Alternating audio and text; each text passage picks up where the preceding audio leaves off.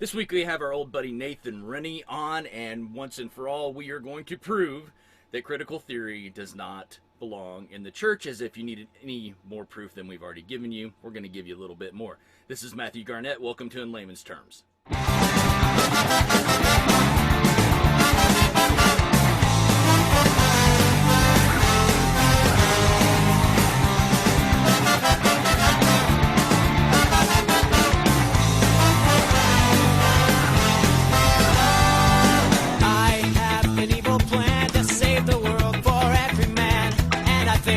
Better than the way it's being run.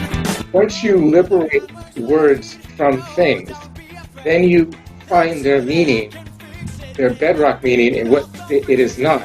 And I would argue, we have argued, that the word human has not been interrogated in this way, and that its bedrock opposite is the slave, that the slave, the past at least 1,300 years, was quintessentially black.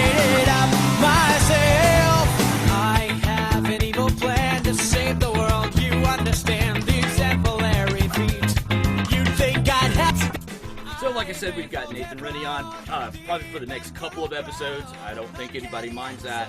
You all tend to download and listen when Nathan is on. He's got a brilliant mind on these things, and I'm sure serves well up there at Concordia St. Paul as both professor and librarian. And so we'll have him on to talk about critical theory. I know maybe some of you think we're beating a dead horse on this, but I don't, because we just can't seem to convince people that what's going on is what's going on. Everybody's like, no, it's not. There's just there's just a bunch of bleeding heart liberals doing their normal bleeding heart liberal thing. Well, it's not that. It's not any of that. And the person that we cover this week will show you that it's not any of that. It's in fact what we've kind of said all along. It's this whole thing leading to some sort of cultural Marxism. All right, so that term's been beat to death, but that's what we're going to talk about this week. See if we can make it any more clear to folks. So at any rate, before we get to all of that, speaking of cultural Marxism, we have started a brand new fundraising campaign for what I'm calling the Men of Steel Project. And what we want to do here is train former inmates and underprivileged youth in our community how to drive trucks. That's what we want to do, but we need first of all, some professional help on this. We need some guidance on how to get the whole thing started. We need, eventually we'll need trucks and trailers and jobs to do. But to get there, we've got to be able to hire a consultant that knows what he's doing when it comes to either starting a nonprofit or an LLC of this type. And so we've got our eyes set on a certain individual that has said he could help us with this. You can see it on our website at laymanstermsradio.org and go to the Men of Steel page. We need to raise $1,800, which is going to be matched by another $1,800 from a donor. And then we'll be able to get cracking on this. So, we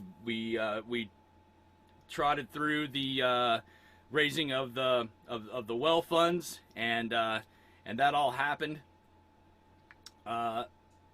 And we can do this as well. There's no reason why we can't do this. This is going to be an easy one, I think. We just need to hire this consultant. I think he's going to take us the rest of the way. Everybody I've talked to, reviewed this with, even my buddy Nathan, is looking into this for me. So I've got some resources from him as well. So, it sounds like one of those great community ideas that always work. And just wish more people did it, but maybe we could do it in a way that's going to be a model for others to follow as they go forward, trying to do some real work in racial reconciliation and not just cry about it in the New York Times or in their, tenured professoriates around the country. We're actually going to do some of the real work, which I think would be great. It'd be great for these men. They need something like this, a lot of them. Some of them can't be helped. They are just so locked into that lifestyle that it can't be helped, but there's a good number. I've got it on good word from from cops and probation officers and those sorts of folks that there is a good number of these guys who, if given the proper chance, can spin out of this thing and spin up, and so-called pull themselves up by their bootstraps. You just give them a couple bootstraps to pull on, and then they'll make it happen, which is what we're trying to do. Plus that, Trucking companies are always looking for drivers. Maybe I'll tap into a new resource for them. So that's what we're looking to do. The Men of Steel project, please donate to that. We don't need a lot of money, just $1,800. We're already kind of on the way there. Thank you to those who have already donated. And we'll kind of slog our way toward this because, you know, we're in this kind of uncertain time. Everybody might be a little bit tentative about it, but it's going to be those of you guys that mostly helped us with the Kenya Well project. There were, you know, probably, 30, 40 of you total. Out of all of our listeners, there's 30 or 40 of you that would give a little bit here, a little bit there, and then some of you would just repeat give. You would just continue to give until we were able to get this done. Got a nice thank you note from the Kibos Hope Academy to all of us here at In Layman's Terms for raising that money, and it was very, very successful project, and we're looking forward to the day when it's actually done. Again, keep up with updates on the Kenya Well project at our website, inlaymansterms.org. Okay, so got Mr. Nathan Rinne of Concordia St. Paul on, right in right in one of the hotbeds of kind of this racial unrest that's going on right now, and he sent me an interview with a gentleman we're going to cover called Wilderson. He's written this book called Afropessimism. This seems like deep, highfalutin, academic level type of talk. It's really not that complicated. It's a fairly simple philosophy. Nathan and I lay it out very, very easily in this podcast, and we show you that critical theorists are after a certain end, and it's not an end that any Christian would want to see come about. And we compare it to, or I do, Nathan kind of agrees with me on this, I think, but I compare it to, like, when you're a kid and you want to fudge, you want to play around with the Ouija board, you want to dabble in Satanism and the occult a little bit. That's what it's like.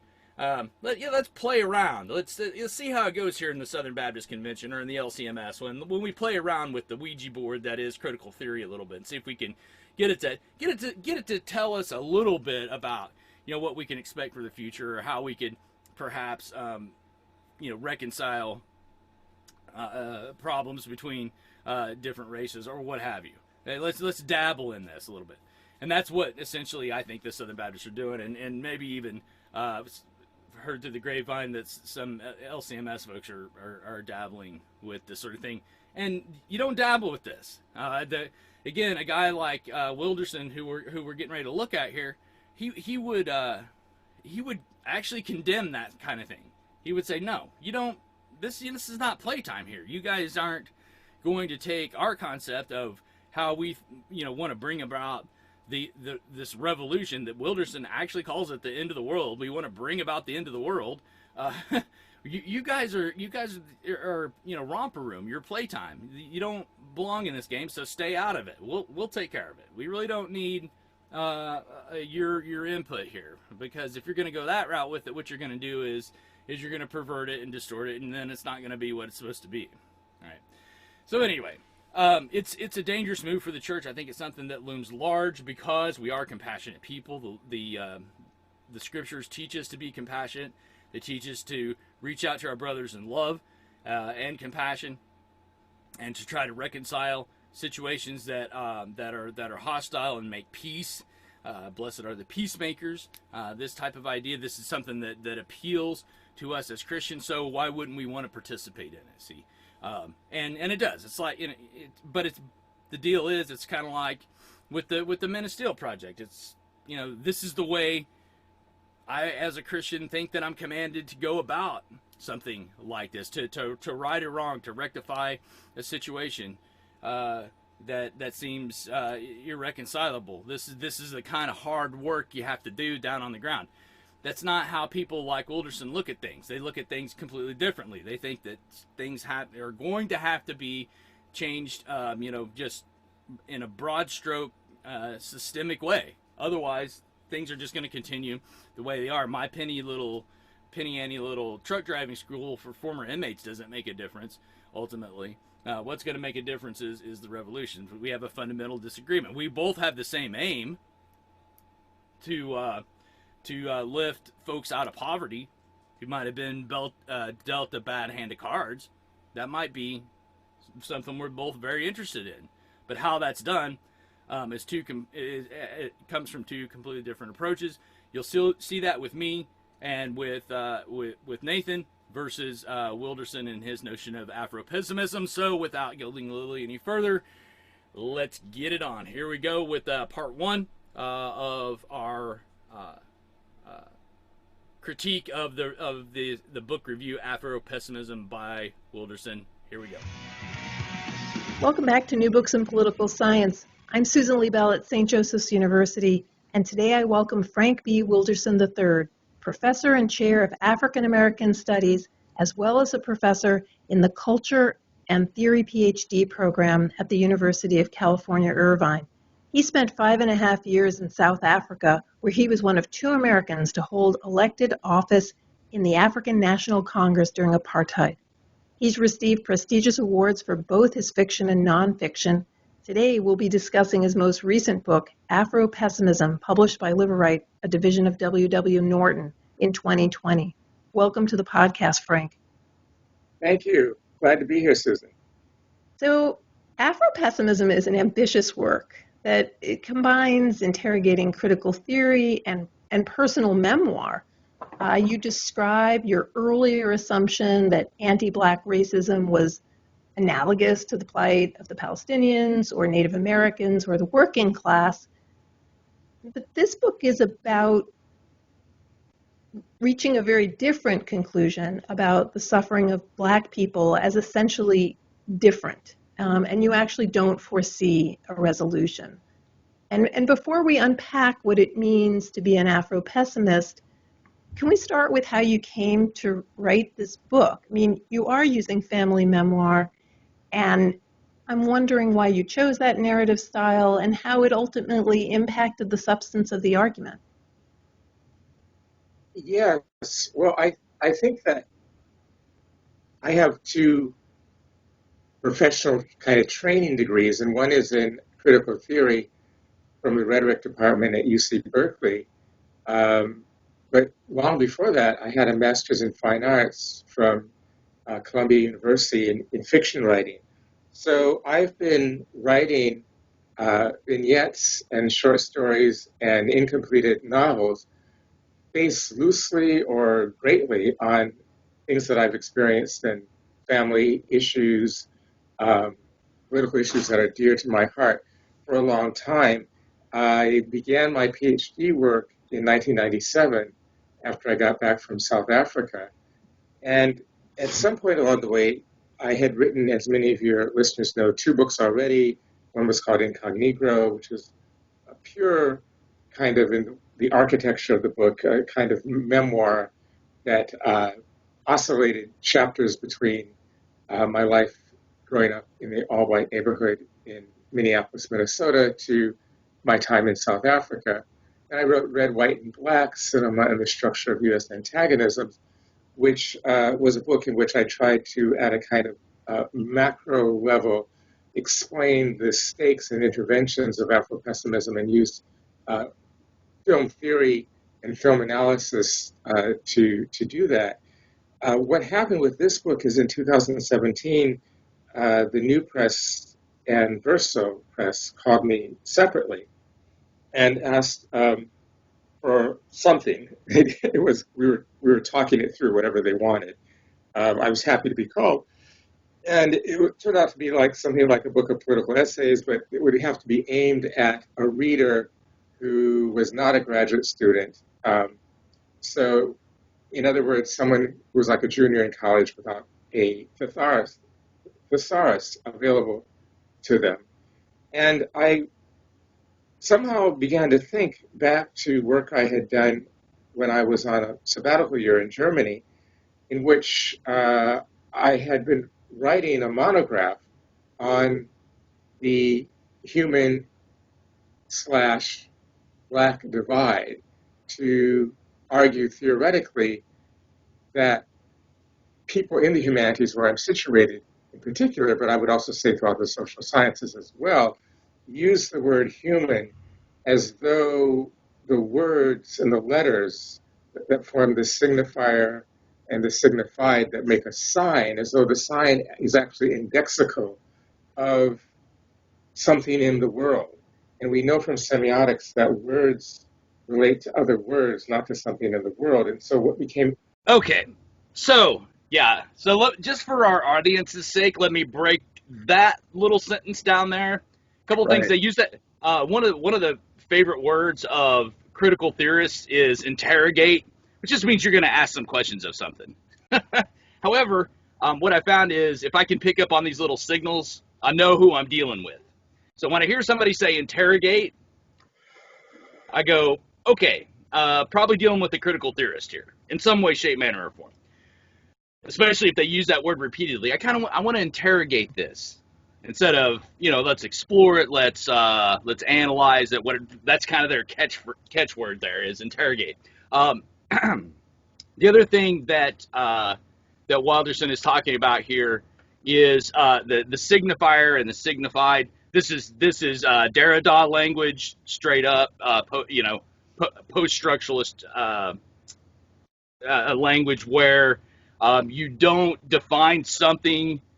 Something isn't defined by the word we use for it. So everything's an abstraction. There's no concrete language. And you heard him say there that the signifier that I use doesn't describe anything in reality. This is, in essence, it's just a language game. And that the signifier, again, the signifier and the signified. So in other words, if I see a tree and I call it a tree, that's the signifier. That's the name I give to the signified. Well, what Wilderson is doing here is saying that that has nothing to do with reality. These are just the only way that we know a tree is by what's not a tree, is what he's going to go on to say. That we are detached from reality really by our language, and that's one of Derrida's catchphrases. Is there's nothing outside the text. In other words, you cannot get to reality by describing it with language, with these signifiers, with these names we put on things. And again, this signifier is just a fancy term for a name we give something. So we say tree, that's the signifier. The signified is the object we are trying to describe. And what Derrida comes along and says is we can never really define these things with signifiers. The only way we could possibly define them is defining them by what they're not. Okay, so whatever non-tree is how we're really going to end up defining tree. So at the end of the day, if we really want to approach defining what a tree is, what we have to start describing is what a tree is not. And that's really what we've got to start describing. And then on top of that, the other weakness of a signifier, according to Derrida, is that the meaning is always deferred. This is what he called la différence, right?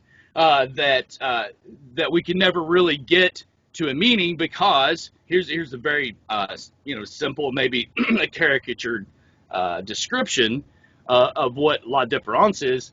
But nonetheless, I think it works. I think it's the best thing we can get our minds around is. So, for instance, we look up the word tree in the dictionary, and what's going to be there? Well, there's going to be a bunch of different words defining what a tree is.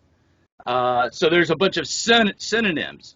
So we could say the tree is a conifer or a pine or whatever, and then the conifer is going to be defined by several other words. And those several other words are going to be redefined by several other words. And what happens is that when we use a signifier, we can never get to a genuine meaning of that word. The meaning is always deferred. That's what la différence means. That it is always, what we are trying to describe is always defined in terms, in other terms, and those terms are defined in other terms, and those terms are defined in other terms, and so on and so forth, and we can really never arrive at a solid definition of a signifier or a word we use to describe something else.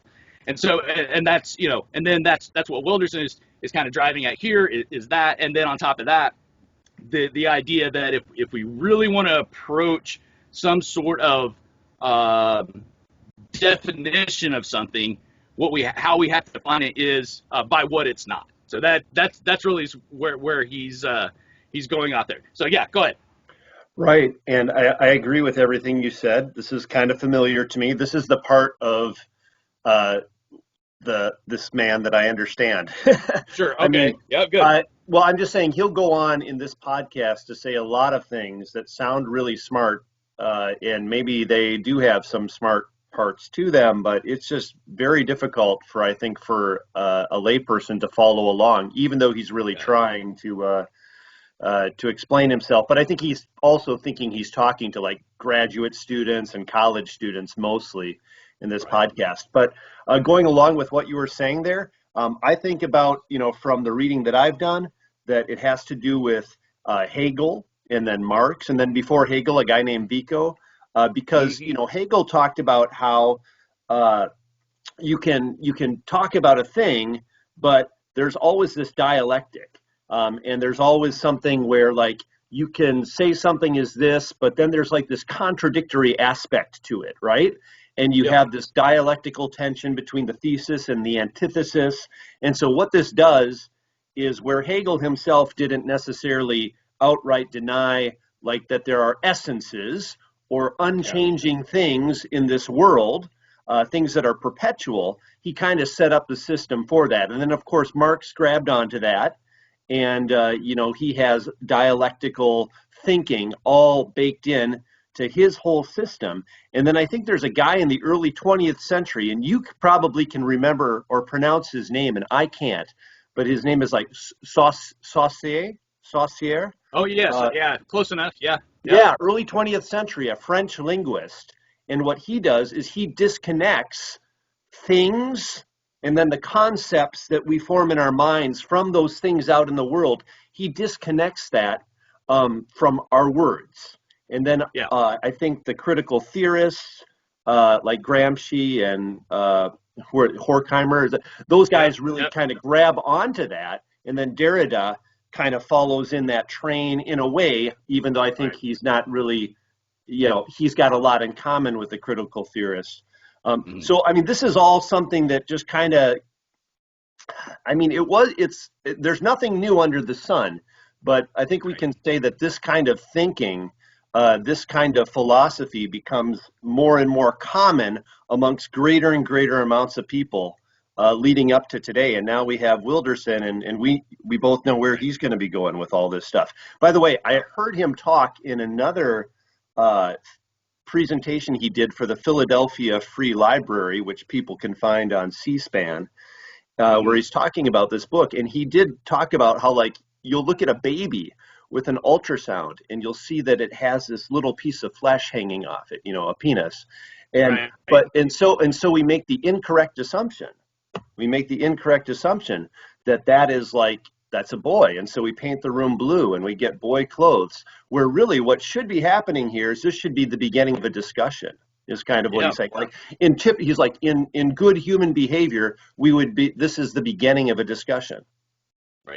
Right. Yes, absolutely. Yeah, no, that's right. And that I think it's critically important that you brought up Hegel, because he is so important to all of this.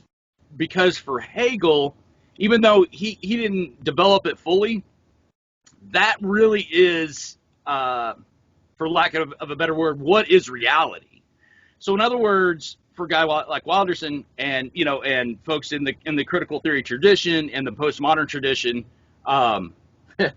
hate to put it that way, but what's real for them is that process. Okay. I'm gonna it's got a sneezing fit there. And so, hey, mercy. I'm allergic to morning. Well, and who really, I think, crystallizes this the most, although he doesn't get a lot of credit for it, is Whitehead in process theology. Because, he really talks about how,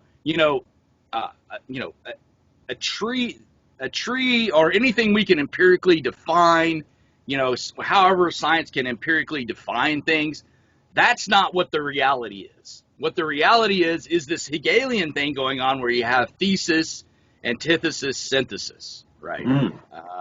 That is what at base is the reality, because everything is constantly changing. We can never fully define anything.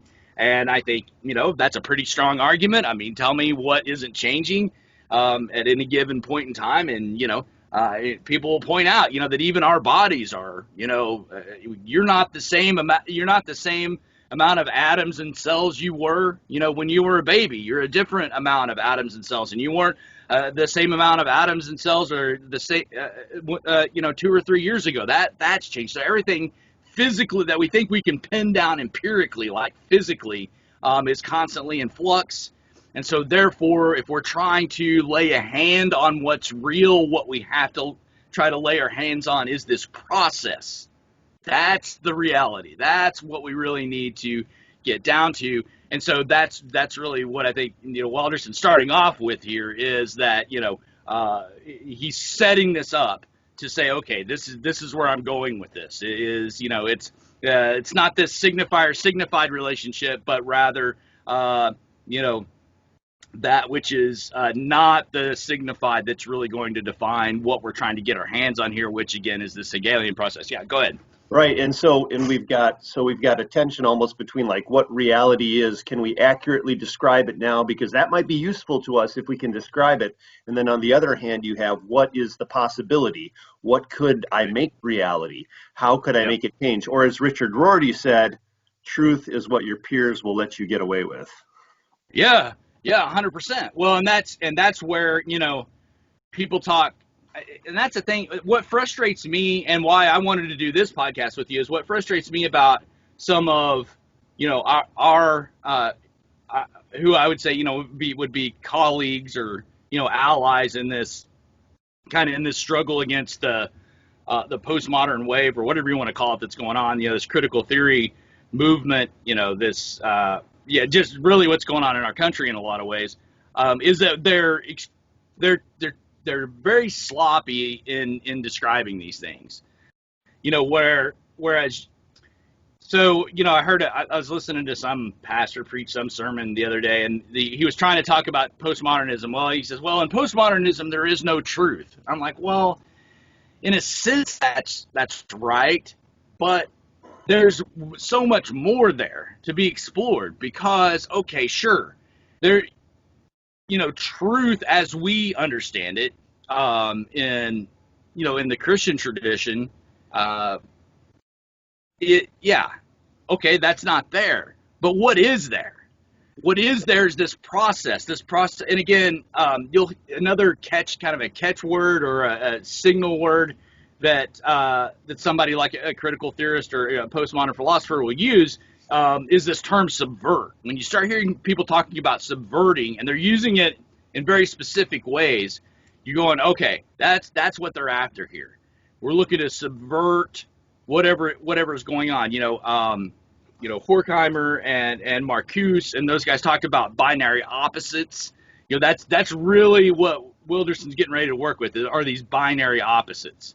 Yeah. And that's what Derrida came along and added was, okay, we've got these binary opposites. How can we subvert the binary opposite, and then how can we dissolve these binary opposites? And so that may sound like a lot of highfalutin philosophical language, so let me simplify it for anybody who's trying to figure this out.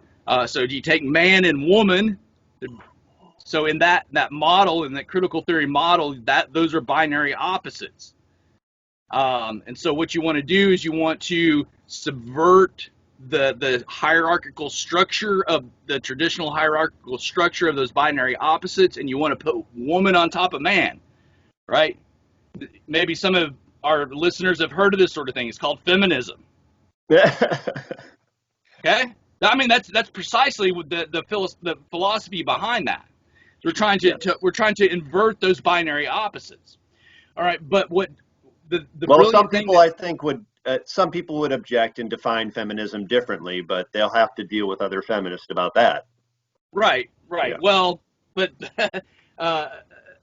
but really, what the brilliant thing that Derrida came along and at least emphasized or added when it comes to binary opposites is really what our goal is, not to subvert the binaries. That's a good first step, is to subvert the binary opposites. But what we really want to do is dissolve the binary opposites. So in other words, there is no man and woman anymore. And I would ask you, Nathan, can you think of anything going on right now that is dissolving the definitions of man and woman in our culture? Well, I mean, that just certainly seems to be like exactly what Wilderson was saying, about the ultrasound and looking at it and seeing that little piece of flesh hanging off there, and we label that person. I think other people have gone so far as to say that that's like an act of violence, to like name that baby that you're seeing in the ultrasound, to name that baby a boy. And I think not everyone would say that. Not everybody who's into critical theory or postmodernism would say that's an act of violence. But of course, that's where Wilderson's going to be going here, is just talking about the significance of violence in his whole worldview. So do you want to get back into him, or did you want to say something else? Let me just say one more thing here, because this is really the thrust of what I wanted to put out here is, like you said, and a lot of people say that might be into critical theory or embrace some certain aspects of critical theory. This is where, speaking of being critical, this is where I'm heavily critical of organizations like the Southern Baptist Convention, in any way embracing this, because somebody like Wilderson would come along and say, you guys are a joke. You can't embrace, you can't salad bar critical theory. It doesn't work that way. You either embrace the whole thing and help us bring about the revolution, or get out of the way. Stop playing around with it. I mean, that's what frustrates me. Bradley Mason, Southern Baptist Convention, Bradley is, little known guy on Twitter that, seems to get our hackles, gets us. Bradley is not Southern Baptist, but he's certainly involved in the big debate that's happening in the Southern Baptist Convention. Yeah. Right. So, and I'm convinced Bradley is one of the, well, I don't know. I just don't know. That's what's frustrating about a lot of this, is you've got certain operators who will downplay the kind of critical theory that Wilderson's putting across here. Say, oh, no, that's not what we're trying to do at all. And they're lying. They're just flat being deceptive. Or best construction in the case of someone. And I know we could have our own views of Bradley and where he's at. Okay. Right. But best construction is that somebody who resonates, as they say, resonates with Bradley Mason's words. Best construction, that person is conflicted, and they possibly do have a genuine faith in Jesus Christ for the forgiveness of their sins, and they're also tempted by these other ideas because they see aspects of those other ideas that they think are helpful to them, and point to some things that they think are real, that they've their experiences.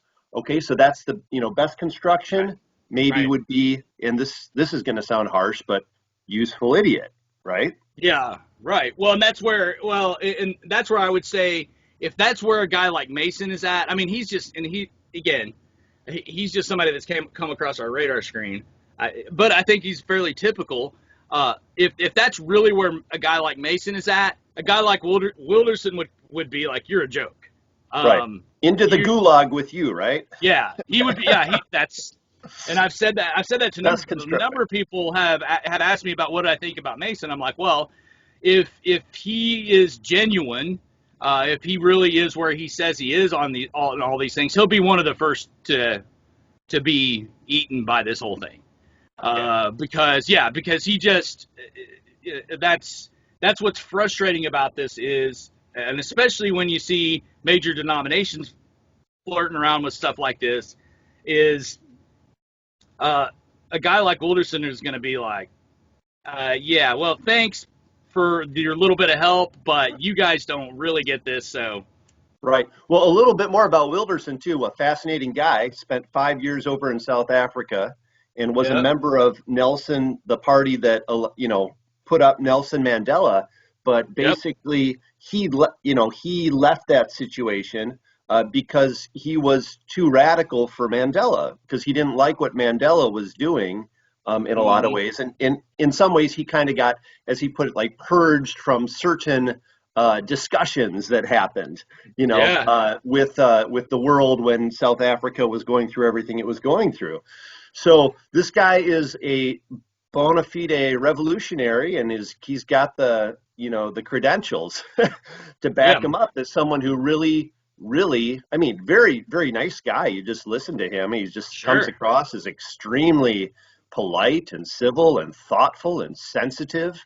But boy, he's going for, he's got a very revolutionary streak to him.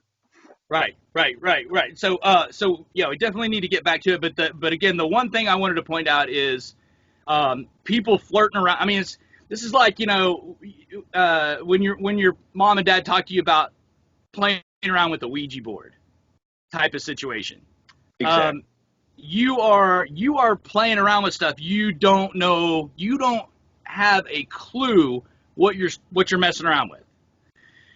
So that's one thing, and that's where I would put, again, best construction. That's where I'd put a guy like Mason. You don't know what you're fooling with here, pal. Because you haven't obviously encountered a guy like Wilderson, and if you have, then I would put you in the other category where, again, one of the strategies we were taught when I was at Claremont was to conceal this, was to hide it.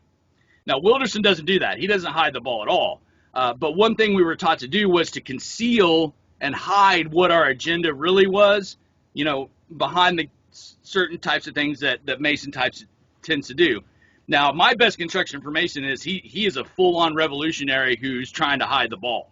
And he does a really good job of it because he's smart, he's articulate, he knows how to do it. I wouldn't put him in the category. Like a Christian. He talks like a Christian too. I mean, honestly, I've read a couple of his blog posts where I'm just like, that's a marvelous sermon, and he got Christ in there, and he talked, And so look, that's the whole problem with all of this stuff, right? As soon as you get into the critical theory world, as soon as you get into the Marxist world, the Hegelian world, you're dealing with something where what is really a lie? What is really a lie? I mean, because look, I'm just trying to make good change. I'm just trying to do good things. And you could, is from my take on it, I mean, think of that, about that Rorty quote. You can justify anything. So how does any system like this, how does it do anything for trust between people? It is an acid that is going to destroy whatever semblance of society you have, anything of culture that you have, right? I mean, how am I wrong about that? You need to, you don't have to embrace Aristotle. You don't have to embrace Plato, but you do have to say, hey, there's some things in this world. Again, we've talked about this. Transcultural, transhistorical things, permanent things we have in common, things that bring us joy, things that are beautiful, good, and true, and that we can actually find enjoyment and fellowship with together, right? I mean, but no, I guess not. That's taking it to extremes. I mean, they might say, there's permanent things too. Of course. But what are you doing with this? Right. And so you've got the piece I named, the piece you just named, and then on top of that, what I really want to emphasize here is, I mean, for anybody who's flirting around with this stuff, I mean, this is what it's about. It's about some sort of revolution, whether you want to call it Marxist or whatever else, and that's unfortunately in when we're sloppy with things like saying, well, postmodernists don't believe in truth. Okay. Right. Sure. Postmodernists are Marxists. Okay. I mean, the problem with leveling that charge is you have to unpack that. You have to show what's going on here. All right. And that's what I love about this podcast is Wilderson just lays it out and shows you that these are the goals of critical theory, folks. They are Marxist. They are, there's no question about it. And so for anybody who would deny that, who would deny that agenda is afoot, I mean, Wilderson lays it out beautifully, and that's really what I want to get to here. And I also just want to caution people, it just doesn't do much good to throw that label on critical theory straight away. If you're going to do that, you've got to lay out the case and show it, because at the end of the day, what they're going to do is call you an alarmist or a fearmonger or whatever else. Oh, you're just fear mongering. This is not Marxist. This is not da da da da. Yeah, that's what they're going to say. But again, that's why like Wilderson would come along and call some of those people and be like, yeah, you guys are the idiots. What are you talking about? Critical theory was put together to do this. We are anti-capitalists at the very least. I mean, if not Marxist, in some way, shape, manner, form. So anyway, it's I love this podcast. It was great. So all right, let's go. You'll love the C-SPAN thing too. You got to listen to that. Anyway, I definitely will. All right, let me. Interesting to me were two things that I was seeing in the Bay Area in the 1990s. One, in political organizations that are, say, multicultural, multiracial coalitions, it is impossible to think comprehensively about Black suffering. That every time that happens, the suffering of Black people as a structure has to undergo some form of structural adjustment so that it looks like the suffering of undocumented immigrants, so that it looks like the suffering of the working class. And it may have these attributes in important ways, but we were saying there's something essential to Black suffering that cannot be reconciled with other people's suffering. That's number one. Number two is the fact that this word human, just like the word worker we see from Marxist studies, or the word woman that we see from mainly psychoanalytic oriented gender studies, are actually not words that point to things in the world. They're words that point to concepts. And so in order for a concept to be coherent, at the end of the day, it has two attributes. One are what we would call as kind of collateral positive attributes. So if you take the word cat, C-A-T, it has attributes that are similar to a lynx and to a mountain lion and similar to a tiger. And so those are the collateral kind of attributes that go into making conceptually coherent this word CAT. But at the end of the day, the thing that makes CAT absolutely coherent is DOG, its exact opposite. And so okay, so right, I just wanted to point out real quick there. You see how he's defining terms. This is a very Derridean way to define terms. You don't define. The way cat is defined is by dog.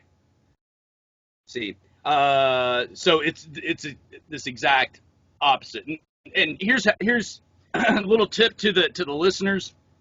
Here's how you critique stuff like this. You've got to reject the premise. Okay, how is a cat defined? Well, a cat is defined by its opposite, dog. Here's how I would interrogate that notion. Since when is the opposite of cat dog? Yeah. So right. So that I would reject his premise that you can define a direct correlative opposite of any certain thing. What's the opposite of tree? Yeah. But right, exactly. How right. So but working from that premise, he's going to go on and talk about race. So the problem with it is I think a lot of times that's what we miss is is we miss the faulty premise, in the syllogism. In other words, dog is not the opposite of cat. That makes, how can you justify that? You presumed that dog is the opposite of cat. So what you've got to do is okay, well, now I've got to demonstrate somehow that dog is the opposite of cat. And that's about the time, the people swoop in and say, well, you coming in here with your laws of logic and that sort of thing are, that's your, you're using the tools of white supremacy to continue to, define things here. So while that's going on, and that's messing with your mind, if you even caught it in the first place. The other thing is that Wilderson is being allowed to define the terms here without question. Why? Probably because of his group identity. So there's those couple of things going on. Anything on that? Yeah. Right. Well, I mean, I just want to talk about just briefly from a more like human perspective. I mean, really, It's like you think about it, growing up as a kid, you're introduced to all kinds of interesting things, which you're just curious about. And you're just interested in the things because of what they are in themselves, right? And sure, you might come across something new that you hadn't seen before, like a hippopotamus at the zoo, and just be fascinated with it, and it's like, oh, it's unlike everything else that I've ever seen. Right. Sure. But he's connecting all of that experience and that seenness, kind of like disconnecting it from language and just the realness that is there between the things and the concepts and the words that we use. And so it's like, that's just like, right, exactly. How is this a valid way of really arguing for your point, whatever your point is going to be down the road here? I mean, we've already got a problem where it's just like, if you really want to be now, interesting that other podcast that Wilderson was doing with the Philadelphia Free Library. What did he say? He said something like, shoot, now I'm losing my train of thought here. Let's just keep going, and it'll come back to me, and I'll get back to the point I wanted to make here. Yeah, well, and but that's the idea is that. So it's not, we're not. So for me to put that critique on defining cat with its opposite, dog, for me to put that critique on there, I think what Wilderson would say, come back and say, no, you're missing the point. What we're trying to do is subvert here. What you're looking for is empirical, logical knowledge, which we know now is a failed project. Yeah, and I want to say, no, I'm not. I'm just being human.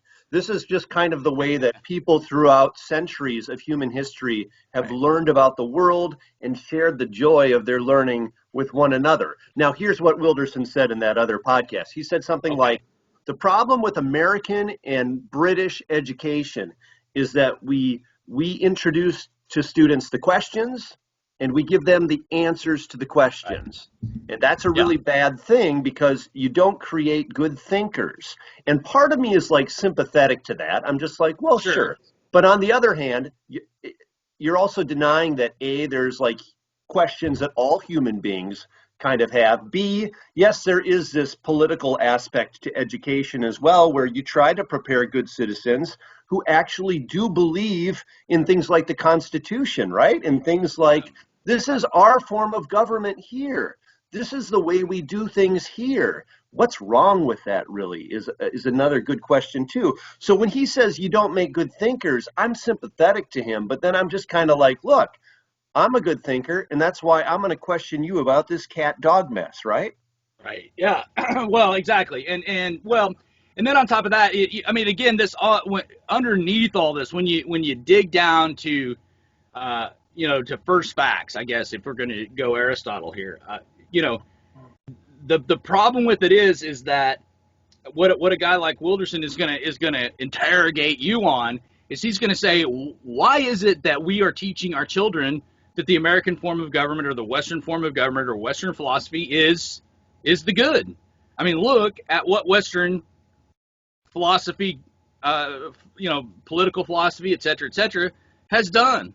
It's enslaved my people. it's raped and pillaged, on down the line. That's what Yeah. he's going to say. And And so I've got- yeah. I say I've got some answers that I'd offer to him, but I think let's keep listening to him, and Yeah. then we'll get into those answers, right? Right. Yeah, I agree. Okay, let's see. Once you liberate words from things, then you find their meaning, their bedrock meaning in what it is not. And I would argue, we have argued, that the word human has not been interrogated in this way, and that its bedrock opposite is the slave, and that the slave, the past at least 1,300 years, is quintessentially black. And you describe that blackness as a form of social death. And this is a book that it is what it says. It doesn't have a bright light at the end. Can you unpack a little bit more about what it is about blackness that becomes the opposite of humanness, or why humanness requires blackness to exist? Yes, this is Afropessimism as a lens.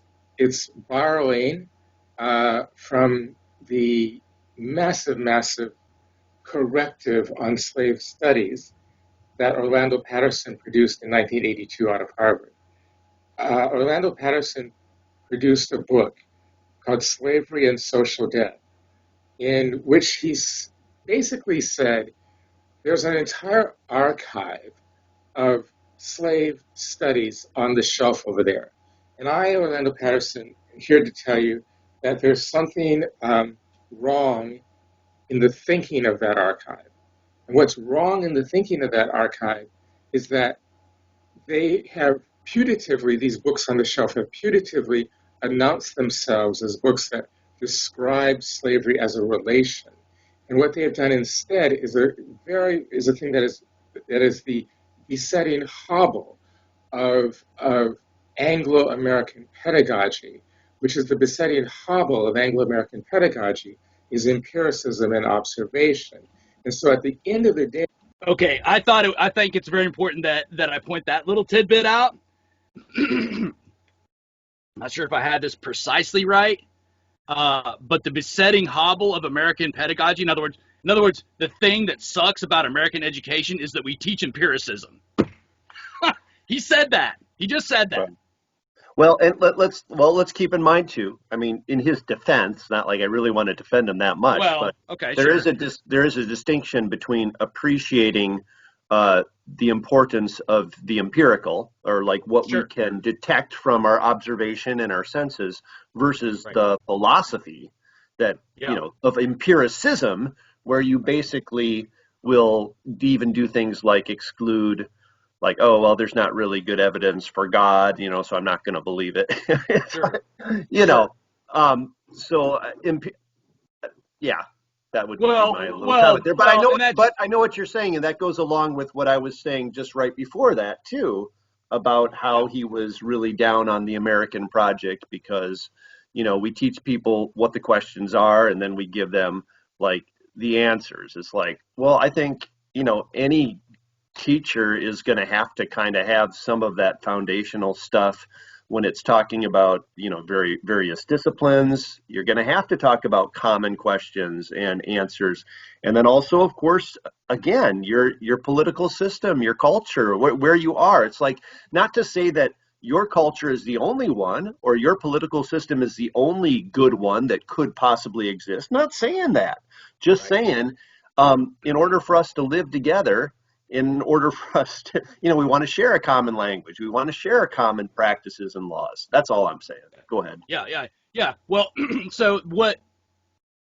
Again, maybe I'm not being fair here, perhaps, but what I'm pretty sure what he's after here is, and coupled with what you saw on that other video, is it's not proper for a teacher when you give the math problem 2 + 2 = and the child puts down 8, for the teacher to come along and say, no, I'm, nice try, but it's 4. Right. That's not proper education, according to Wilderson. I would guess, especially with his salvo against empiricism here. Now, I'm with you 100%. We've tried the logical positivism positivism thing, right? That doesn't work either. And we've got some people around this day and time who are so disturbed by critical theorists, postmodern philosophy, post-structuralism, et cetera, that you got pop, scientists like Gad Saad running around saying, well, empirical science is the only game in town. Right. No, that's not the only way we can know things. So now we're talking about epistemology. How do we know things, right? Yes. Granted that empirical data is not the only way that we know things, but it is one way we know things. What I think, And a critical one. Very critical. And if nothing else, Wilderson is at least very much downplaying that, to say that, empirical knowledge is, at best is a minor way we know things. And I would say, my considered guess is, if he's going to be consistent, empiricism at all, and he really emphasized this hobbles American pedagogy. That's just the idea of teaching, right? This is what is the crippling factor. Any idea of empiricism is just crippling our education system. Whoa. Well, I mean, what a thing to say. I mean, I just about ran off the road. I was driving my truck I just about ran off the road when he said that. Like that is a bold statement. Anyway,